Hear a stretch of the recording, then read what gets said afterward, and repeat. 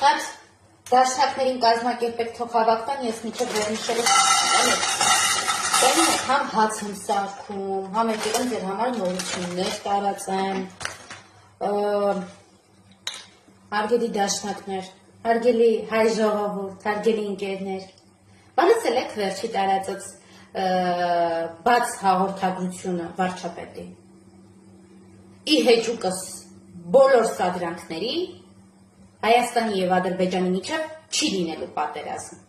լինելու է միայն խաղաղություն։ Ասածս ինչա, այնքան եմ ձեր մասին մտածում, համ հաց եմ սարքում, համ եկել եմ ձեզ դաստիարակեմ, համ եկել եմ ձեզ տեղեկություն տամ։ Այդ ձեր բանը ուրեմն այդ խմբակը, այդ հավաքվեք այդ խմբակով,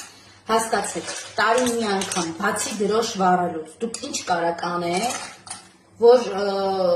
պառակտեք հարաբերությունները, փչացնեք հարաբերությունները Հայաստանի և Ադրբեջանի, ինչ կարաք անեք, ասենք, որ տրամադրեք ընենց, որ ասենք գյուղերի վրա կրակեն, դուք մտածել եք ինչ կարաք անեք, նստացեք, ժողովուրդ ջան, մենք գնում ենք դեպի խաղաղություն, դուք բան չեք անում, որ փչացնեք ու հարամեք այդ հարաբերությունները, լավ չեք աշխատում, որ ասեն, կասեն ների անուն դրեց,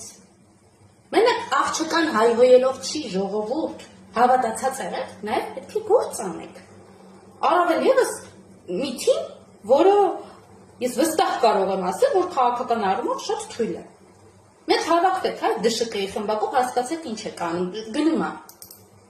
օր-օրի լավանում է հարաբերությունները, ինչ եք անելու, չի կարելի,